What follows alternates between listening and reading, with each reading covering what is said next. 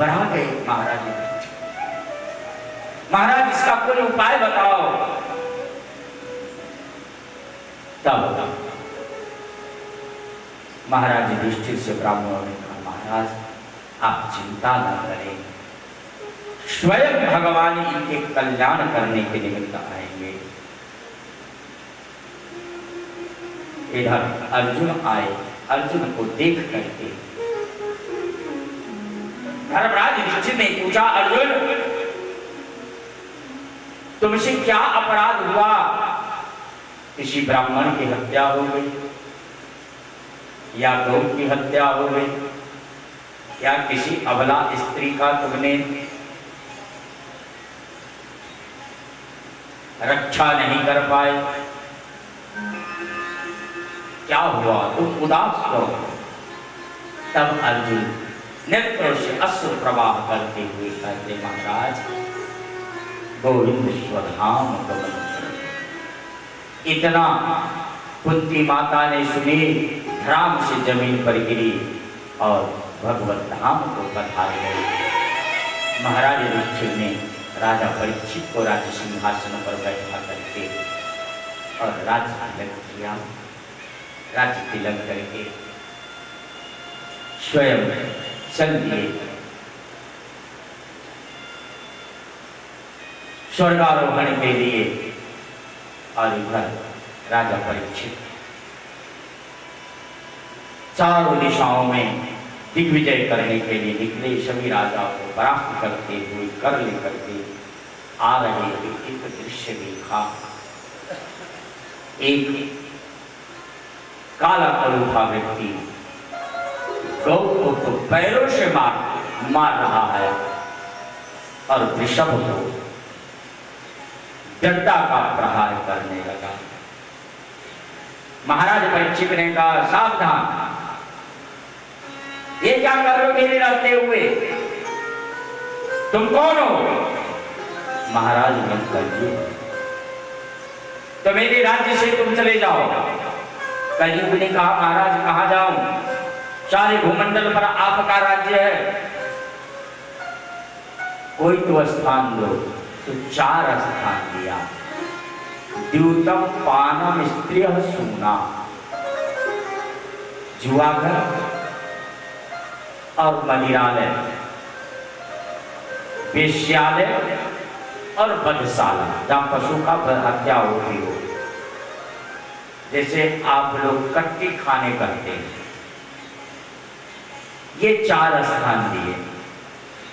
फिर भी कलयुग को संतुष्टि नहीं हुई। महाराज एक स्थान और दे दो, 4 से क्या होगा? तो स्वर्ण दिया। और दूसरे दिन वही महाराज परीक्षित स्वर्ण मुकुट धारण करके, जो जरासंध को वध करके और स्वर्ण मुकुट अर्जुन लेकर के आए थे जरासंध का, उसी को पहन करके राजा परीक्षित शिकार खेलने के लिए चल दिए। कलयुग सिर पर बैठ गया, बुद्धि भ्रष्ट हो गई, प्यास लगी जोर की, और एक जंगली सुगर के पीछे अपने घोड़े को दौड़ाते हुए भागते चले जा रहे महाराज राजा परीक्षित। सैनिक पीछा छूट गया, सेवक को छोड़ दिया, अकेले प्यास लगी, देखा एक कुटिया को, भीतर गई थी संत ध्यान मग्न लगे। अरे उसी समय राजा को क्रोध आया, देखो मुझे देख करके नेत्र बंद कर लिया है। अरे राजा का मैं राजा हूं, मेरा स्वागत होना चाहिए। क्रोध में आकर के एक मरे हुए सर्प को उठा करके ऋषि के गले पर डाल दिया।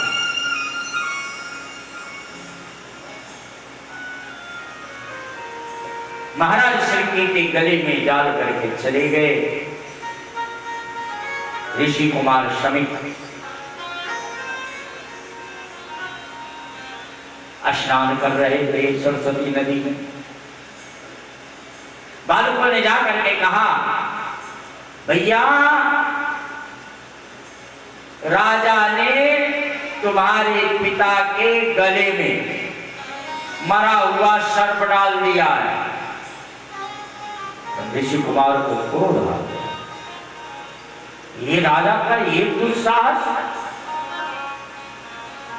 मेरे पिता के समाधिस्थ पिता के गले में मरा हुआ सर्प डाल दे। कौशिकी का जल दिया, संकल्प किए और संकल्प करके श्राप दिया, जाओ मैं राजा को श्राप देता हूं, आज से 7वें दिन तक्षक आकर के और इसे डस लेगा, कह करके जल छोड़ दिया। आकर के ऋषि के गले से लिपट गया। ऋषि ने नेत्र खोल के देखा, पूछा बेटा क्या बात है, क्यों रो रहा है? पिताजी, राजा ने मरा हुआ सर्प आपके गले में डाल दिया। मैंने उस राजा को, अधर्मी राजा को मैंने श्राप दे दिया है कि 7वें दिन तक्षक आकर के उसे डस लेगा। ऋषि ने कहा, बेटा ये तूने क्या किया? राजा भगवान के रूप होता, नारायण के रूप होता है, उसको न तो जल पहुंचा न कोई सत्कार की, और तूने उनको श्राप दे दिया। ये तूने ठीक नहीं। तुरंत ऋषि कुमार को भेजा। इधर जब राजा ने अपनी सिर से मुकुट उतारे तो ध्यान आया, मैंने बहुत बड़ा अपराध कर दिया। ऋषि के गले में मैंने मरा हुआ सर्प लगा डाल दिया। और इतने में ऋषि कुमार आकर के सूचना दिया कि महाराज, आपको ऋषि कुमार के द्वारा श्राप लग चुका है, 7वें दिन तक्षक आकर के आपको डस लेगा, इसलिए 7 दिन के अंदर अपने कल्याण का मार्गदर्शन कर। राजा परीक्षित ने अपने पुत्र जन्मेजय को राज्य सिंहासन पर बैठा करके राज्य किए, सब कुछ त्याग कर एक ही धोती है, आधे कमर में पहन रखे, आधे ओढ़ रखे और गंगा का। मेरे भाई बहन, एक बात ध्यान देना, जब तक कोई एक चीज छोड़ोगे नहीं तब तक दूसरा वस्तु तुम प्राप्त नहीं कर सकते। एक तो तुम्हें छोड़ना ही छोड़ना पड़ेगा। जब तक नदी के इस तट को नहीं छोड़ोगे तब तक दूसरे तट नहीं पहुंच सकती। दूसरे तट पहुंचना है तो पहले तट को तुम्हें छोड़ना पड़ेगा। ये माताएं अपने पिता के घर छोड़ी है तभी पति के घर आई है, अगर पिता के घर नहीं छोड़ती तो पति के घर कैसे आए? एक न एक तो आपको छोड़ना ही पड़ेगा।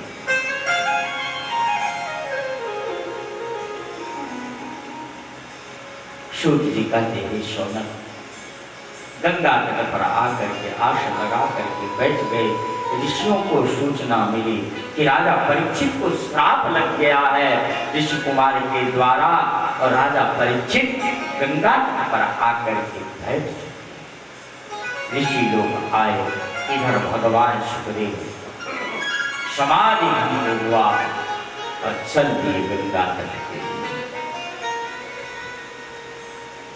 चाह गई चिंता गई,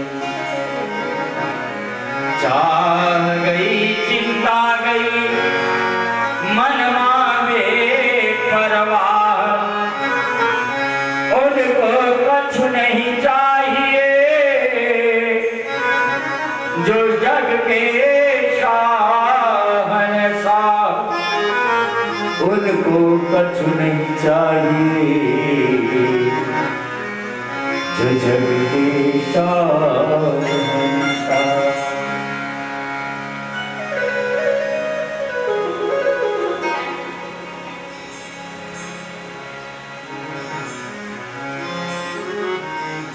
बड़ी मस्ती में अजान बाहु श्याम वर्ण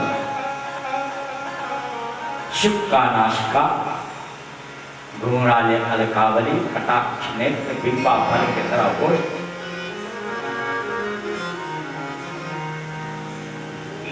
कंधे पर एक यज्ञोपवी और एक कॉफी